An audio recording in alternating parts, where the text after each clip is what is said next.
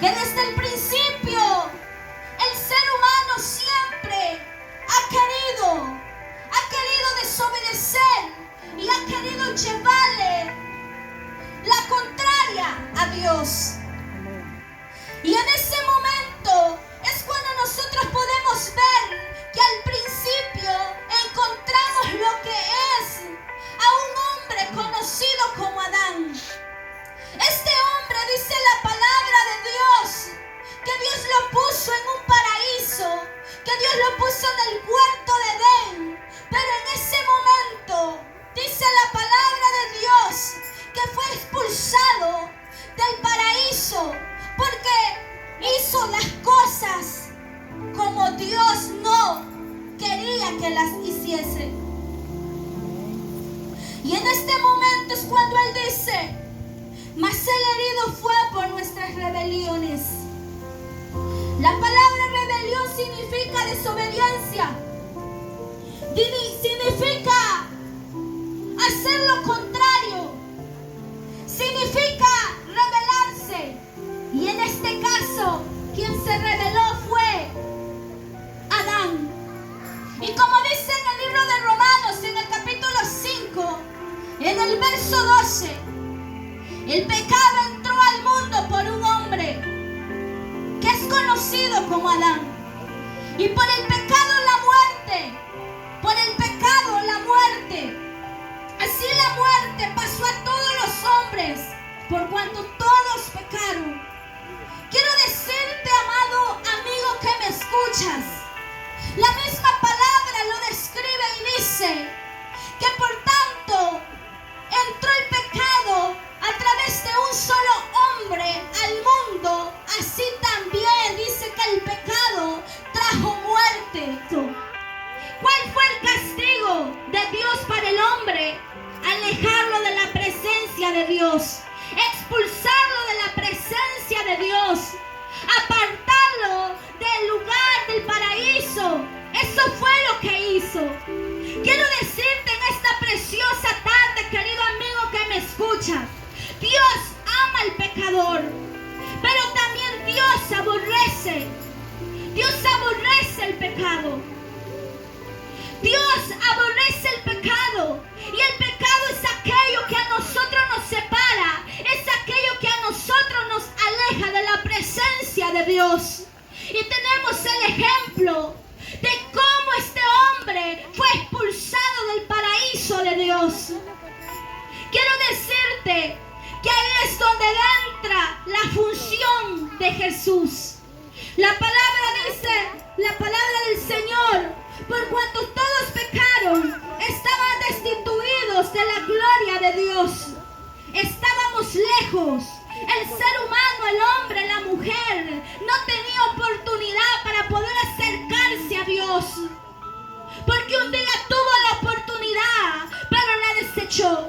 Un día tuvo la oportunidad, pero prefirió hacer lo contrario. Prefirió rebelarse a Dios.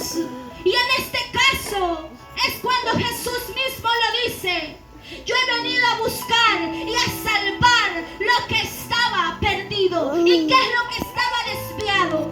¿Y qué es lo que estaba perdido, querido amigo? Era nuestra relación con Dios. El hombre no quería nada, la mujer no quería nada, pero a eso vino Jesucristo. Jesucristo vino a acercar al ser humano a la presencia de Dios. Por cuanto dice la palabra de Dios, todos estábamos destituidos y alejados de la presencia de Dios. Gloria a Dios. Dice la palabra del Señor que Él fue herido por todas nuestras rebeliones, molido por nuestros pecados. Si nosotros hablamos del sacrificio de Jesús, ¿cuántos de nosotros conocemos el sacrificio de Jesús? ¿Cuántos de nosotros conocemos lo que Jesús padeció? Jesús en el corazón de Dios ve y dice: el ser humano está tan lejos de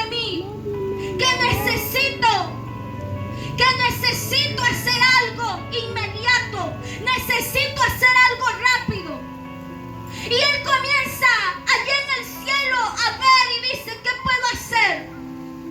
Y quizás comienza a preguntar y comienza a decir, ¿qué puedo hacer?